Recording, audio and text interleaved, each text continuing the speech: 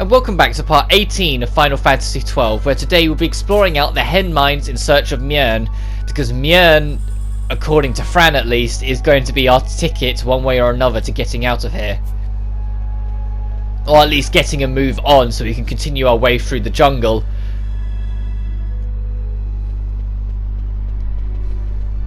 As we go back into Golmore Jungle. When you return to Golmore Jungle, one thing that you'll probably notice, because I sure as hell noticed it, is that these enemies here, the Trents, or is it Treant?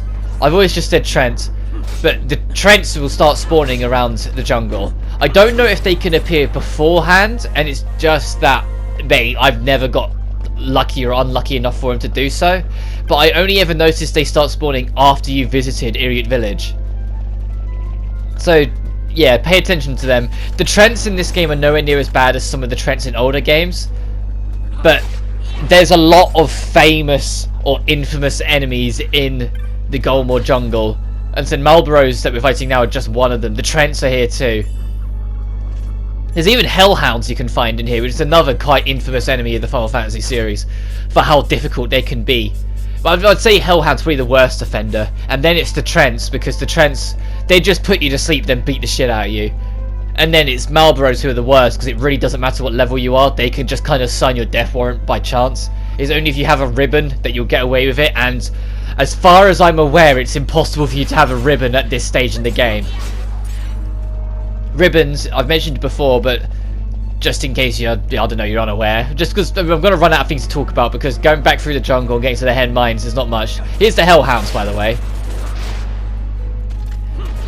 Ribbons make you immune to pretty much every status condition. There's a couple like rules of exceptions, like if there's a boss where their entire gimmick directly involves a status condition, the ribbon won't work, because it's a part of the gimmick of the fight. You have to accept it, kind of thing. Like there are specific moments where it's like you just have to deal with it. But it's not as bad as 13 in that regard. Final Fantasy 13 has a fair amount of fights, more so in the post game, but there's a couple in the main game as well. You fight the Eidolons, where there's a status condition that we put on you, and no matter what you do, you just have to deal with it, because it's part of the gimmick of the fight that they want you to have to deal with it, so it's just what it is. What's that? The Eidolons are bastards for it. Also, if you want another free chocobo, talk to this Imperial here who is damaged and give up a potion. It's one measly potion. You're gonna still have one, because every enemy drops one in Golmore Jungle, has a chance to drop one. It's like something that can appear in basic loot. You give them a potion, they'll say feel free to have our chocobo. So you talk to them saying you need a chocobo, and then you just say alright, and then you're on your way. So that's another instance of you not needing to buy a chocobo and just being able to get one for free. And I'm saying it's entirely because of how stingy and tight money can be. If you're in a spot of bother where you legitimately can't get 30 gil, which if that's the case, I kind of feel bad for you, because you're probably under-leveled anyway. Also, I go the wrong way for a second because I forget where the tunnel is, so you're going to see me kind of process it for a second and go back on myself. They give you free tickets and ways around it. So the ultimate free ticket is when you're in this section here, because it's trapped in between a cave and two chocobo paths. If you get off your chocobo, there will be a free one just wandering around, and there's literally no price or requirement for it. You can just hop on, just because of the risk of a dead game if you couldn't get one. But as you approach, you'll notice the Imperials are not how they were.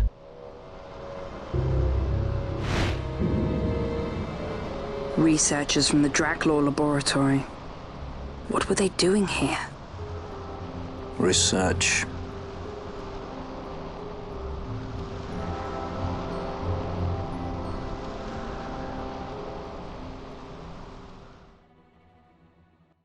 Well, that's worrying, having scientists from Draclaw Laboratory. Whatever's gone on in the Hen Mines is probably a lot worse than potentially first assumed, meaning Mjörn's probably in a lot more danger than first thought. The reason why I say this, because earlier in the plot there was a point where Judge Gabran was speaking with Vane, and he was dismissed so Vane could talk to Dr. Sid, and Dr. Sid wasn't very subtle about being a bit of a nut job, seemingly talking to himself and having grand plans, having his own research team, and being pretty obsessed with all the stones, whether they be manufactured or natural. or deifacted. So having actual scientists of his group here and then be so focused on the stones, the Nephesite, yeah, that's cause for concern, because we've already seen that the Nephesite gives off strong mist, and that strong mist, when concentrated, made Fran go fucking bazonkers. She went absolutely like banzai earlier on. This gate is locked, and it's because on the other side of it is actually the end of the dungeon. This whole area is a giant circle, so when you get to the end, the door next to you will just take you back through to here. It's just a one-way door. The way this dungeon works though is that there are these switchboards, and when you flick them it changes colour. Whatever colour it is, the corresponding doors will open. There are blue doors and red doors, so whichever one you're on, that's what you have to deal with. And it says here you can't have both. You have to only have one or another as you navigate through. Which is fine, it's really not much of a handle. There's another wounded Imperial here which keeps on adding towards it, because the Imperials aren't weaklings. And this gate switchboard I leave alone because I assumed and kind of forgot that because they're still kind of tutorializing you at the puzzle, leaving it alone in this instance would take you the wrong way. I was wrong, it's a trick. If you flick the board, that takes you the wrong way, and not only that, it takes you to the map. So go the other direction first, because it will bring you to the map so you can see the layout of the area. I just assumed that this would be the wrong way, and by the time I realised that it was the right way, I was like, well, it'd be weird in the recording if I suddenly U-turned on myself to go show the other paths. So I just carry on going until the save point, which is a warping teleporter anyway, and then just cut back to that room. But if you're following along, go down that way first, because then you'll be saving up on the backtracking. Because the bottom and right path, they link up, and like I said, there's a map in the middle. There's also a hunt later on, so you might as well like check it out now, so you have a more of a lay of the land. Because the hunt there, the monster itself is fine. It's just the fact that you can kind of get swarmed by enemies, because there's a whole bunch of those bat things that just kind of spawn at once. That's the other thing that you kind of need to be aware of. This dungeon is kind of enjoys swarming. There's a lot of instances where enemies will be on you in high numbers, but only in optional paths. Well, at least as far as I've noticed, it's only in optional paths. If you follow the main path, you should be fine. But there'll be two instances. One of them is in the optional path, and one of them is in a part where we've got to flick one of the coloured switches to change the doors, where it just drops like 15 enemies on you to try and swarm you, and the difficulty is entirely in their swarming. Like if it's just one or two of them, it'd be fine. But the fact that it's a whole treasure trove of them is where the trouble starts. Also, I believe in this section there is a secret path. I don't think I'm getting muddled with another dungeon. I think there is a secret wall, and it's the first real instance of a proper secret path in this game. I'm just kind of keeping an eye out for it, because it's in a cave-like section like this, which is why I'm... Yes, it's here. You see how this isn't on the map? It's a secret area. If you decided to explore the caverns underneath the Sand Sea, Wester Sands, and Osmond Plains early, that also has a secret area. If you find the save crystal in there, just in case you've gone ahead, I'll explain it again once we explore it, but just in case you want to take the risk, when you find the save crystal within there, there should be like a sand fall near you, and if you look, there's actually a gap in the middle of it, and you can go through it to the other side. It also continues onwards towards the tunnel, but when I get to and explore it out, I missed the tunnel and had to come back for it. Not that it matters, because you're only going there to take down a unique enemy. The loot to go through that secret tunnel isn't worth it. It's just to take another enemy down to add to the bestiary. This loot's a bit cheeky, right on the trap. You're going to start seeing that more often as we go. Like, if it's an important treasure in any extent, they're going to put it on traps. Also, Thunderbugs, our first instance of active mimics. We've seen mimics before, but all of them have already been like alive because they were focused on the electricity and trying to drain it. These are the ones that are the first ones that are actively doing mimicry things. And you can actually point out, if you pay enough attention, what ones are the mimics and what ones aren't, because the creature design will be representative of the treasure. It's only when you interact with the treasure they will come alive, but you'll notice in this dungeon, for instance, that there's one that is a significantly darker shade than the rest. The darker shades are the mimics. Also, you get a bone crusher here for your trouble, so make sure to pick that up.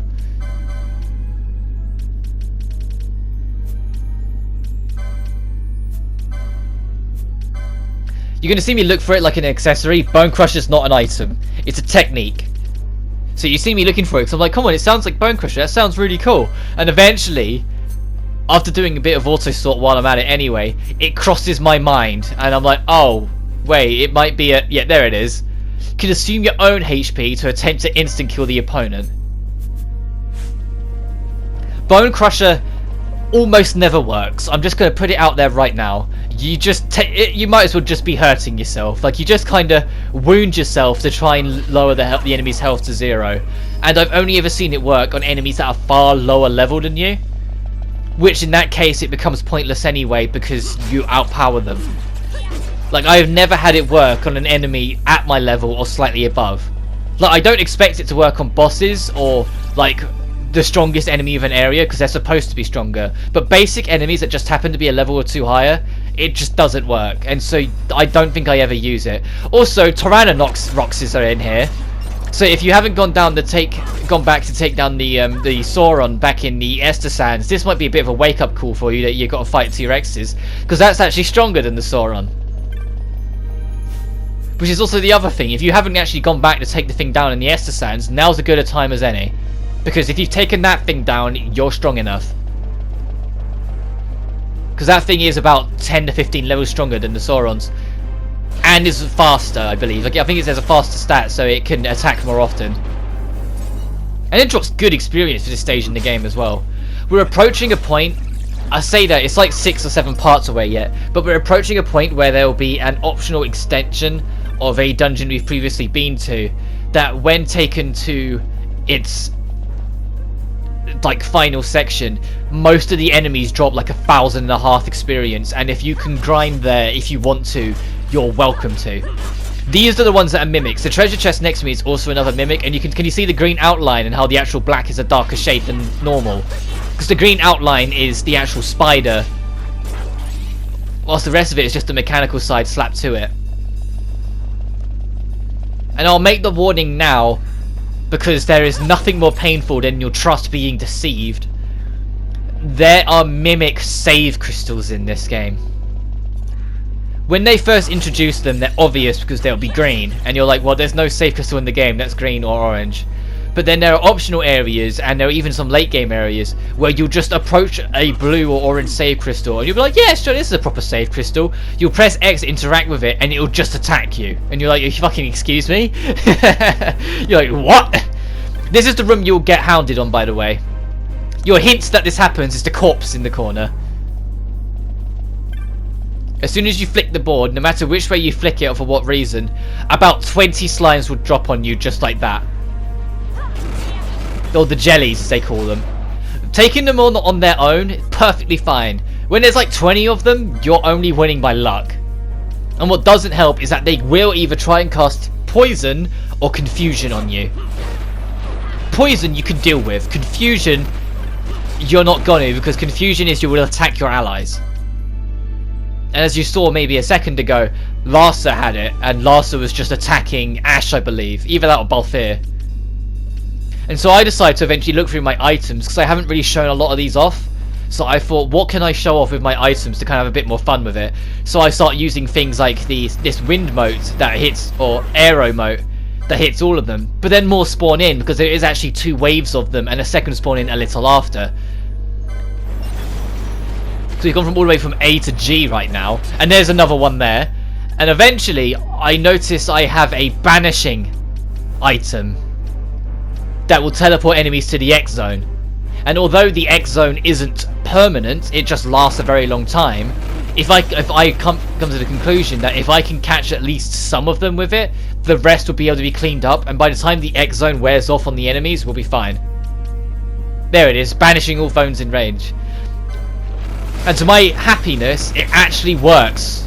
Look, there's 1, 2, 3, 4, 5. 5 got caught by it, and when I saw that, I was like, this is a strategy. I'm going to just use it again. Because we're already up to N. And then Barsh gets confused, so that strategy takes a hit. And then this is when I noticed everyone's condition. I was like, poison, confusion, slow and slow. The 2 medics are on slow. That's not good. They're taking twice as long to do anything. But at this point, I'm like, well, that we've got the numbers low enough now that we can get away with it. So I get slow off Larsa and just start taking them out. And every now and then you'll see like a couple reappear, like the old ones. At least I think you do. It might just be even more spawning, because we're on Jelly R now. And maybe they did just die. The only problem is if they get sent to the and you leave, well, you're not getting the experience because they're technically not defeated. They've just been warped. They're just like having a tea with XF. It doesn't mean that they're actually gone. Jelly U, I think it goes all the way to Z.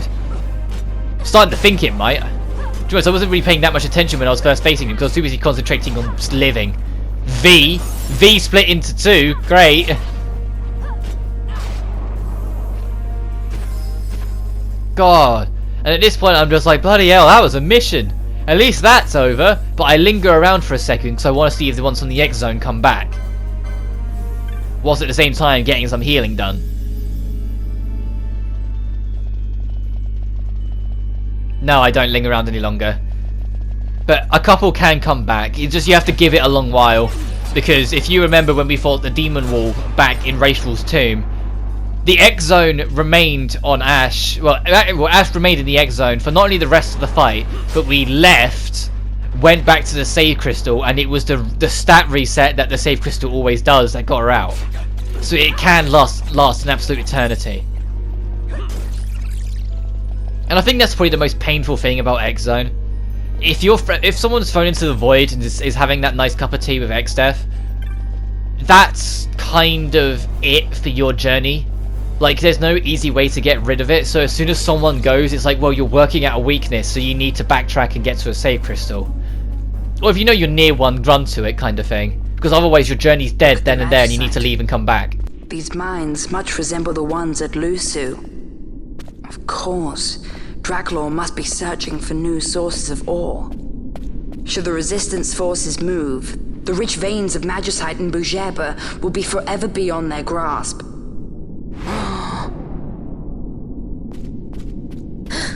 Is it her? What is this mist? Man.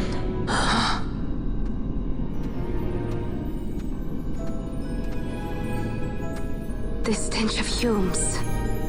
The stench of power. What's wrong with her? Stay away! Power-needy Hume!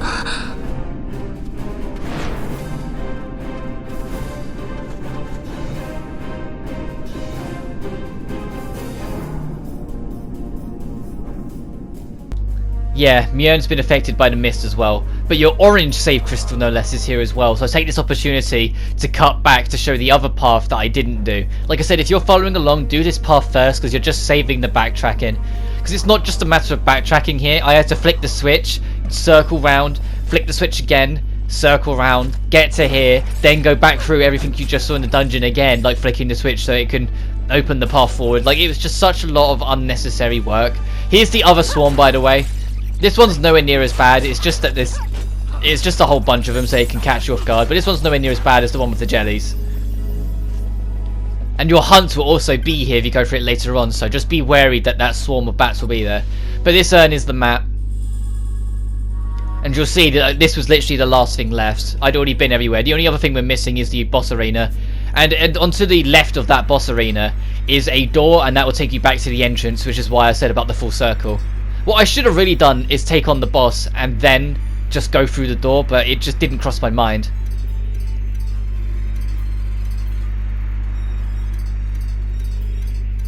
I also take this opportunity to get the rest of the magic that the red mage can allow. So with the exception of stuff that's off the main grid that we can hopefully try and get later if we get the right positioned Esper, Ash is all kitted out on her magic now. Like I said, the only thing she's missing is that there are a couple of stronger magic, but it's not on the main board for you to reach. It's like it's in its own space. And every time you get an Esper, they can sometimes be in spots that will link up to the other bits. And so every time we get an Esper moving forward, you're going to see me actually run through the characters and see if there's a character that could actually really be better off having the Esper over Ash. If there is a character that I can 100% justify having the Esper over Ash, then yes, I will give it up and let them have it, even if they're not magic users, just because of the benefits on the license board of what's on the other side. Anyway, here is our boss. This one, like a lot of other ones, isn't that bad. Tiamat, which is kind of weird that this boss is called Tiamat, because usually when they bring in Tiamat for something, it's usually quite a high-end boss. The biggest thing you need to be wary of, though, is that it will cast Reflects on itself, meaning that magic is a no-go, because it will just bounce off it. Not that it matters, though, because Bash working as our knight, and everyone else just taking pot shots, is more than enough to really get the work done. Which is why I get haste in motion on everyone, just so we can start battering the thing. But it is weird to see Tiamat as just be a standard boss in the Hen Mines, when Tiamat used to be quite a significant boss in the older Final Fantasies. In Final Fantasy 1, 3, and I want to say 9, but I haven't played 9 in forever, Tiamat's like a really high-end, important boss fight. But I might be dead wrong on it. Also, it's boosted its defense, which is why these last few hits are taking a while. But the fact that it's just a boss here, and so the only real gimmick that you have to deal with is the fact that it will reflect his magic damage. But this is Final Fantasy XII. Magic is only so important. But this enemy type, with it being a big dragon with a circle in front of it, get used to it if you're going for side content. Because when we take on like things like the Hellworm, and especially fucking Yzmat, that's a design you're going to be familiar with, because both those fights take forever. More so Yzmat, but that's a long way away. Yzmat's going to be probably the very last video of this Let's Play. Outside of the trial mode, because I'll probably do a video like dedicated to showing off the trial mode, which I don't know if that was in the actual like international version of the game, or whether they just added that for the HD versions, but trial mode is something I'll be showing off as well.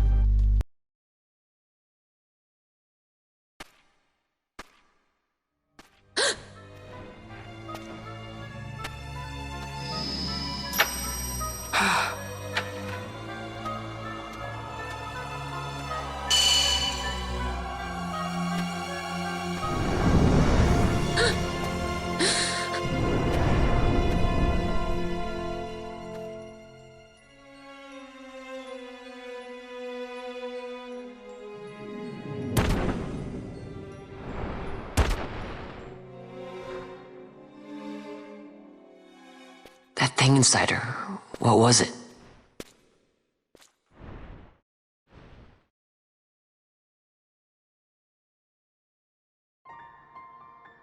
Is it you?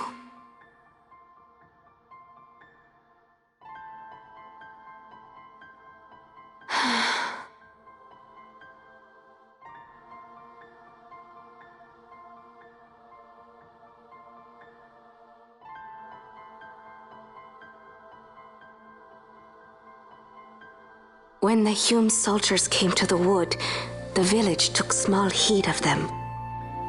So long as the wood herself is safe from harm, the Viera give little care to goings-on beyond her. But in me, an uneasiness stirred. I had to discover why they had come. So you came here hoping to find something out and got yourself caught. You're as foolhardy as your sister. They took me then, and set close beside me a stone. They said its mist would be drawn into me, that the Viera well suited this end. I saw the light coming from the stone, and then... We have seen this. On Leviathan, the mist released from the Dawn Shard drove me too into such a rage. She was taken not by the Dawn Shard. Manufactured nethicite. Then that means... Penella, the stone I gave you, do you still carry it with you? Sure, it's right here.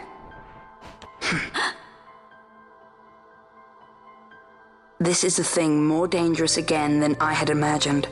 I should never have given it to you. Forgive me, I didn't know.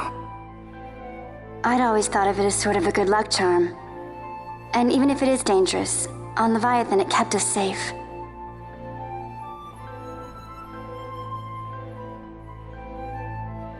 There is a place for all things, even danger such as this. I hope you're right about that.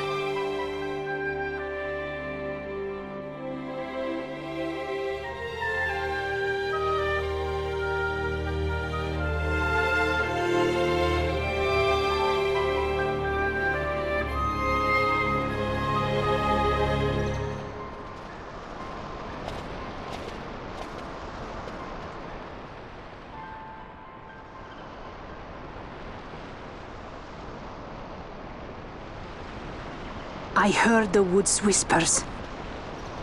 Take it. Lente's tear is a permission. Pass through the wood and leave. To other places go. That cannot be all. I saw it when I left the village.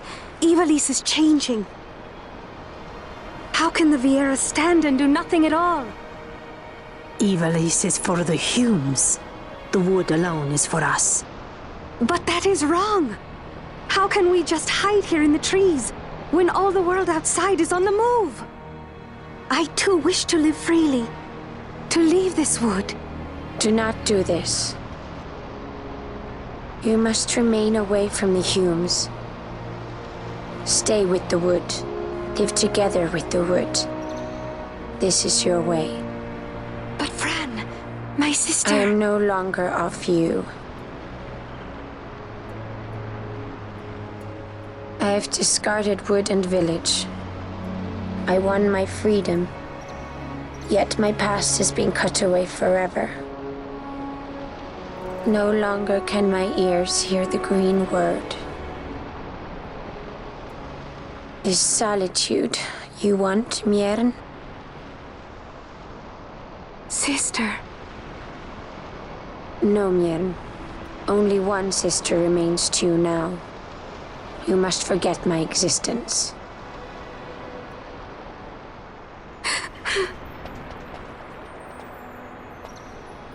I am sorry to make you do this. She goes against the laws of the wood. I threw down these laws. It is better that I do this. Better I than one who must uphold these laws herself.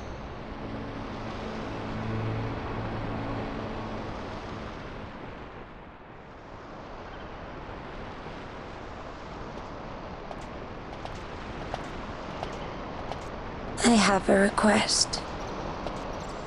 Listen to the wood's voice for me. I fear she hates.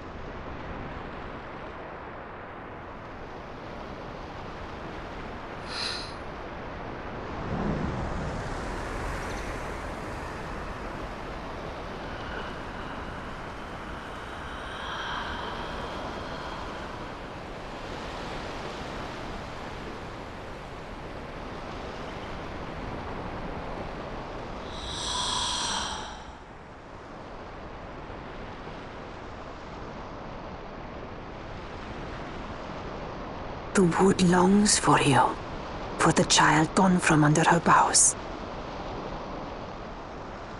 A pleasant lie, that. Be cautious.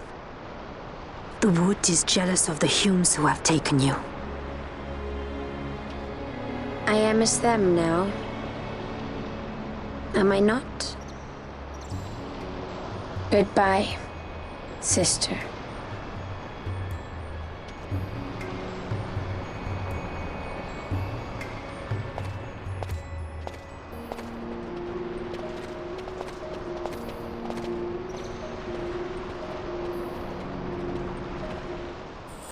God, I love the writing in this game. The story, sure, if you want to argue its holes and issues, whatever, go for it. But the actual fucking writing of the individual lines, the exchanges between Fran and her sister, all of that, I fucking love it. It's so well done. And it's something, it can be so effective, yet with so few words as well sometimes. Like just Fran saying a pleasant lie, that just made me go, ooh. When I first heard it, because I was just like, holy shit, like, it's so well done. I can't praise the writing it's alone high enough in this game. It's the best writing in the series. It might not be the best full-on story, and it might not be the best full-on game, but the actual writing, the actual dialogue, benefit, especially with the extra benefit of the actual, you know, voice cast, just so brings it to life in a way that kept me interested throughout the entirety of this game. I love it so much. But one of the new elite marks you can get is a giant nod to Final Fantasy VI in the most blatant way possible. There is a giant tentacled octopus-like monster called Orpheus that you can fight.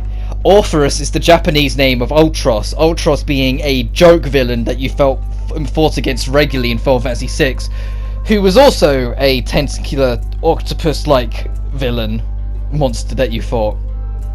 Both the same colour, both the same face shape, just kind of everything. What makes it even more fitting of a reference is that Orpheus will only appear if your party is full of women. Your active party has to be Fran, Ash and Penelo, otherwise it won't appear. Which is why that hunt's not happening anytime soon, because you might have noticed Fran and Penelo haven't been used since we got them, because of the whole main team thing. So Orpheus will be one of the last hunts we do, because what I will probably try and do off screen is experiment to see if I can enter the fight with the three ladies, and as soon as it spawns in, swap out Bash and Balthier and see if it will stay, or see if it will just run away. If it just runs away then and there, we might be in trouble, because then I'll have to try and grind up Fran and Penelo enough that they can survive long enough for Ash to essentially carry the fight. But it doesn't matter anyway, because Orpheus is back in the waterway, and we can't get access to that part of the waterway yet. Well, I say that there's a puzzle that we can now get involved with to get access to the rest of the waterway again, but I don't want to do it until I can do pretty much everything in one hit, because the fire main is still down there, because the fire main survived, and so I'd want to be able to take that down. So essentially I would be waiting until I know for a fact everything can be done in one go, because the puzzle in the waterway, to put it nicely, is frustrating. I've never enjoyed the main puzzle of the waterway to get the navigation ability to find everything, so I'd rather hold off until I could just hit everything in one go and never have to touch it again. And to wrap up the side content, well, I say wrap up, there's a few other things, but to wrap up the difficult side content for today's part. Remember everything we did to get access to the Gill Snapper? Well, it's about time we fought him. Now we've got Larsa in our party and everyone's a higher level. The first thing you want to do is use the spell on the thing to get rid of its bust, because it has got a few that will make it quite problematic. Additionally, you need to pay attention who it will target, because this hunt has a habit of targeting one person and then sticking with them until they die. They will only be attacking them, which can be really problematic unless it's someone who has really good defense, a la Bash. The thing can also cast Disable, and it will attempt to hit your whole party in one go. And the fact that it can attempt to hit your whole party in one go, as you just saw there, Balthier is the only one who can do anything. Oh, and our one extra ally. So we're in trouble right now. And eventually I get the bright idea to just use a quickening, to just try and like reduce the work a little bit, because Disabled, it's at a point where I can't really risk wasting away items and giving myself away too much. So I'd rather keep everyone topped up and let Disabled fall out by itself up until Balthier falls, because the thing knows the rest of us is disabled, so it only needs to worry about Balthier. Because the AI for the enemies are going to start getting smarter.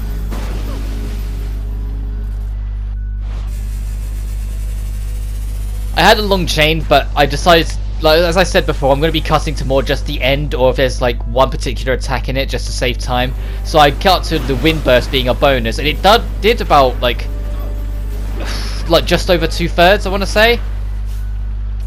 And now it's weaker, and we've got a bit of a move on. We can start throwing more at it. It does end up still being a little bit of a close fight, I'm not gonna lie, but but we get it done. If you're following along, you still have time before the rains will pass in the plot. Like I said, it's only when the events at the Bur Omnis happen that it will go into the time rotation.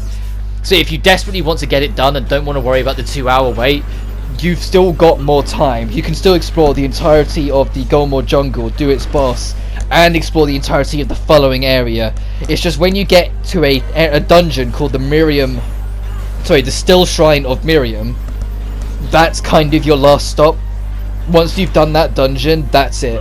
When you go to Bur Omnis, or Omises, I always forget how you pronounce it, the mountain. Once you've been to the mountain, you'll almost very immediately be sent to the Still Shrine. And we'll explain what the Still Shrine significance is and why you'll be there anyway. The only reason I bring it up now is because you can go there early. It's just you won't get much further than the front door. And so just because of the matter of the fact that if you're following along, there's a chance you've been to it, I will mention it, that the Still Shrine of Miriam is a place you could have gone to. And instead of panicking, thinking, oh, this maybe I'm missing something, no, it's a plot dungeon, you just haven't got there yet, so don't worry about it. So no, that is something that can happen sometimes, and Final Fantasy XII, it can be guilty of it. Sometimes you'll get to an area and you're just missing something, so you can't interact with it. And if you're someone like me who's quite OCD and likes to get everything done when you get there, it will bug you unless you know for a fact there's a solid reason why you can't do it. But once you deal with the Guild Snapper, it will return to its urn, so it is vanquished and dealt with. We can't turn it in now though, unfortunately. It can only be turned in during the dry season, so you just have to continue the game until then, because the people that will want it just won't be there. I actually cut the short that there's a note next to the save point here. But anyway, next time on Final Fantasy XII, we'll be exploring the rest of the Golmore jungle as we work our way towards the mountain. But until then, you guys take care now.